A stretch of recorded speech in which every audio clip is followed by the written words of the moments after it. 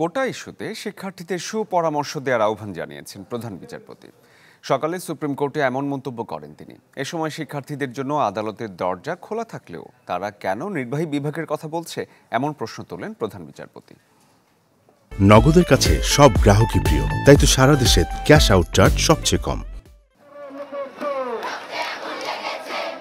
বুধবার কোটা নিয়ে হাইকোর্টের রায়ে স্থিতাবস্থা দেওয়ার পরও থামেনি আন্দোলন।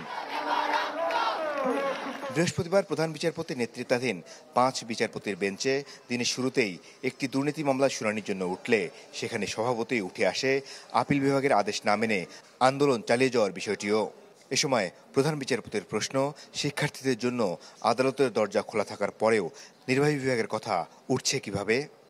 মাননীয় প্রধান বিচারপতি এটাও উল্লেখ করছেন, যারা কোটা বিরোধী আন্দোলন করছেন, তারা আদালতে আসুক, তারা আদালতে এসে তাদের কথাগুলো বলুক। আদালতের দরজা সবার জন্য খোলা, কাজেই আদালতে এসে তাদের গ্রিভান্স, তাদের অভিযোগগুলো তাদের বলুক।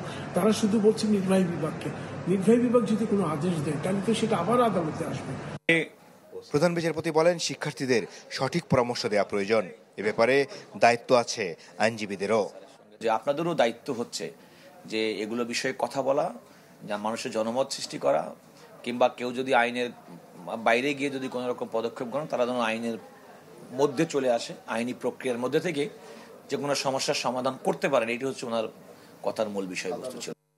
প্রধান বিচারপতি জানান, আদালতের 2 জন কর্মচারী বিচারপতির নাম ভাঙিয়ে টাকা নেয় তাদের পুলিশে দেয়া হয়েছে। মাসুদুর রহমান, চ্যানেল 24, ঢাকা।